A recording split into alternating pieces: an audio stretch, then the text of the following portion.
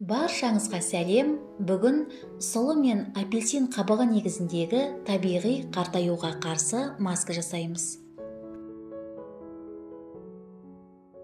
Ыдысқа 2 ас қасық сұлы, үстіне 150 мг су құйып, баяу отта 5 минут қайнатамыз.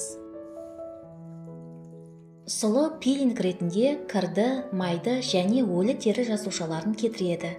Ол теріні ылғалдандырады және қабынуды азайтады.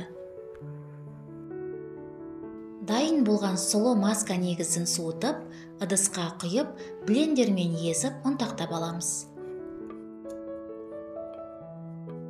Достар, егер мені қолдағыңыз келсе, каналға жазылыңыз, лайк басыңыз, видео рецептпен достарыңызбен бөлісіңіз.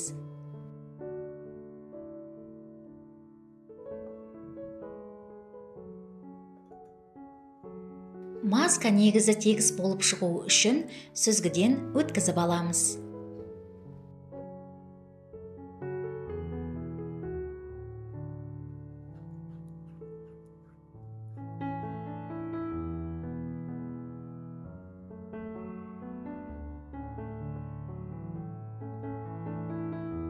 Кептірілген апельсин қабығын блендердің көмегімен ұнтақтап аламыз.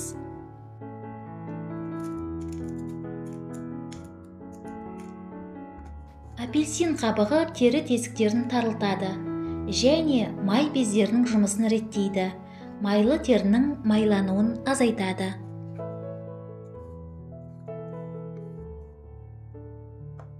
Ұнтақталған апельсин қабығы тегіс болып шығу үшін електен өткіземіз. Маска негізіне 2 шай қасық апельсин ұнтағын қосып араластырамыз.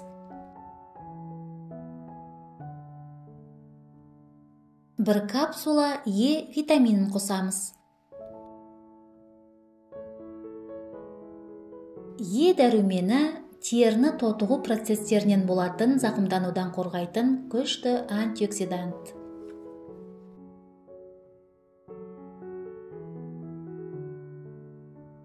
Бір шай қасық жүзім тұқымы майын қосамыз.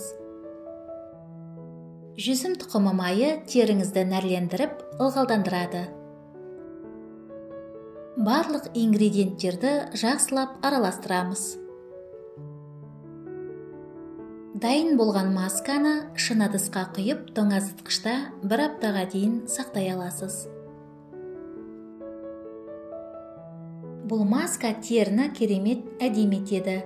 Теріні тазартады, ылғалдандырады және нәрлендіреді, және коллаген өндірісін ынталандырады.